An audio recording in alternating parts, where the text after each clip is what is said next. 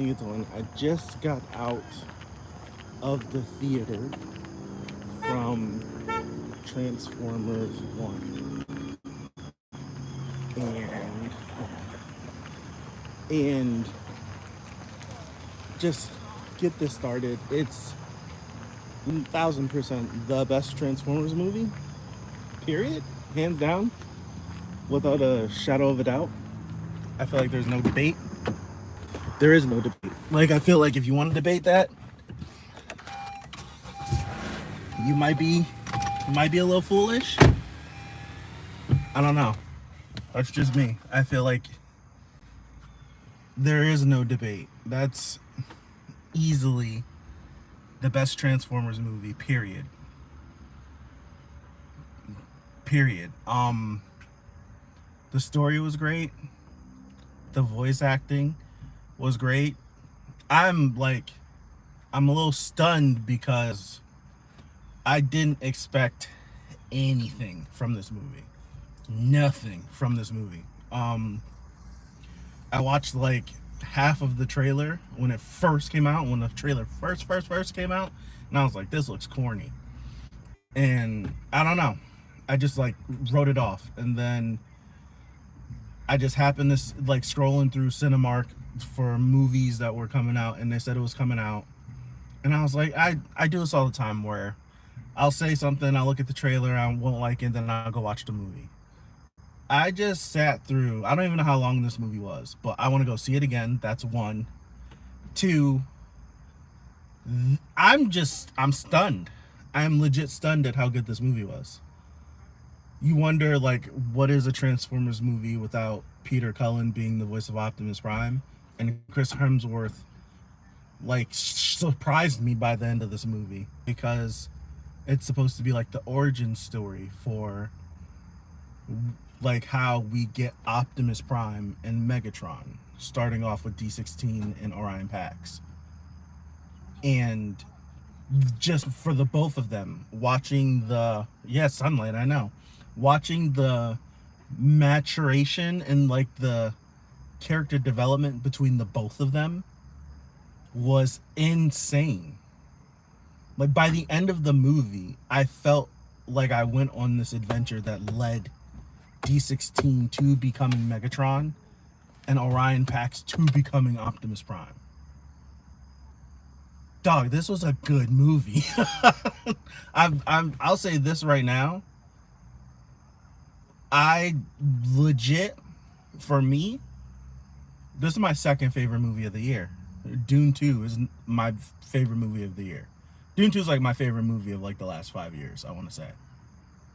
But this, I had more fun and a better time in this than I did in Deadpool and Wolverine. And I love Deadpool and Wolverine. I had a really good time with that movie. This movie just, I think it's because I expected nothing from this movie. Absolutely nothing from this movie. And this movie gave me everything I could have asked for, and more. I'm just stunned. I don't have anything else without spoiling. Like, the voice cast was fun. I thought this was going to be super kiddie too, like a really kiddie movie. And you can take your kid, like, they're not cussing in this movie, but I think there's like one of the jokes is like badassatron. It's a funny moment, so there's that. And then in the theater, you hear a little kid like badassatron, like everyone started laughing. They say hell and stuff like that. So it's a kids movie. It's animated. You can take your kids to it, but this isn't like your typical kids movie, like how we've been getting a lot of these kids movies recently. It's not that.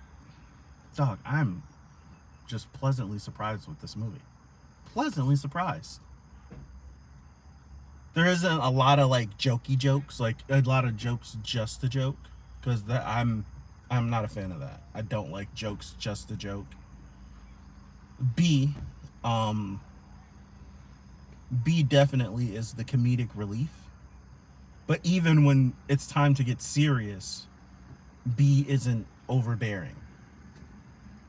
So it's like, even though B is the comedic relief, when it's serious, B's not just like one-lining his way through the fight. Nah, B throws down. But B ends up being like how Bumblebee ended up being in these movies, like just a offensive powerhouse. Thought the fights in this was good.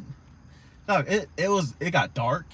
Like, I mean, like the story took like a dark turn.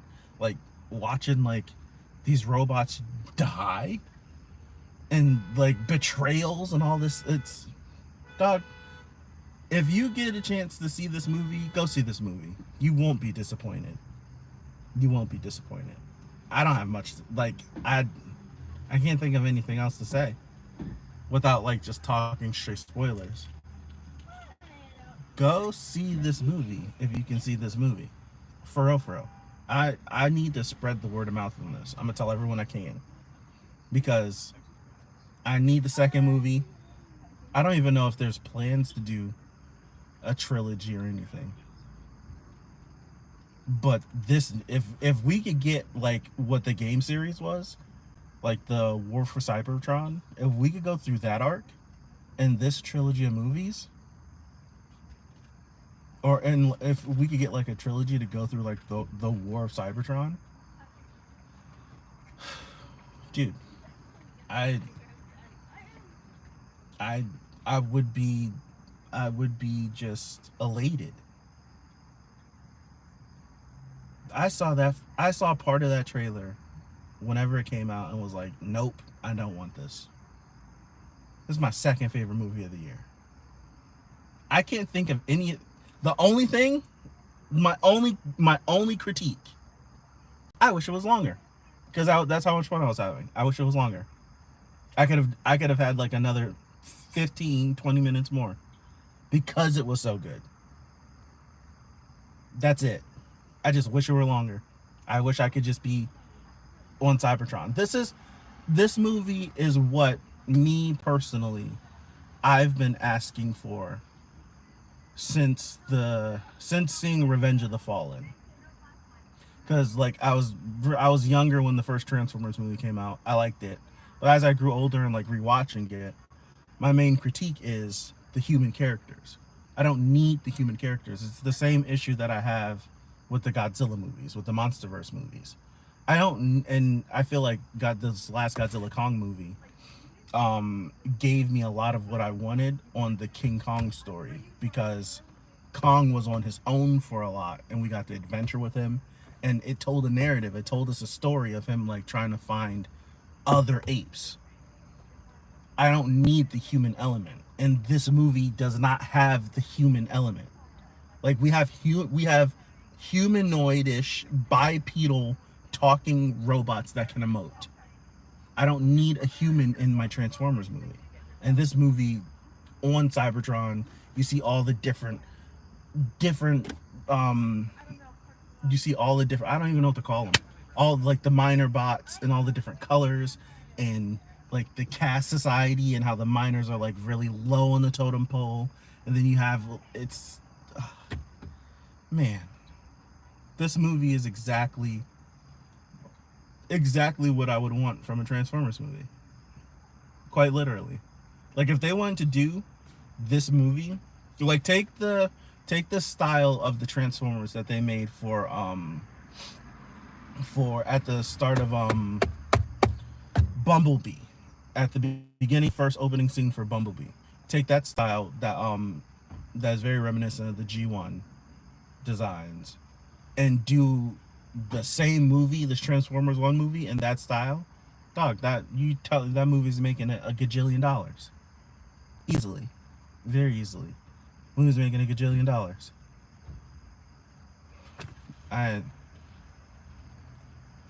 It's good. There's a lot of like cool and funny like nods to just Transformer lore. I'm not the hugest. I'm not the biggest Transformers nerd. I know a little bit, right? I know a little bit. So there was a few things that I caught.